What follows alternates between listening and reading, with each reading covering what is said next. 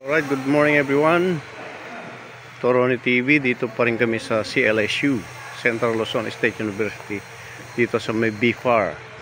Ito yung pinakapalaisdaan nila dito sa Central Luzon State University. Ito yung hatchery nila, yung dito ka kukuha ng fingerlings. Dito nila pinapalaki yung mga fingerlings na ilalagay sa palaisdaan.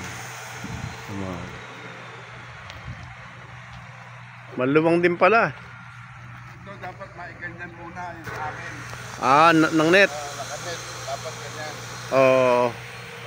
Inenit muna para paglaki tsaka pawawalan. Medyo malaki-laki na. Wala. Masanay pati sa pagkain.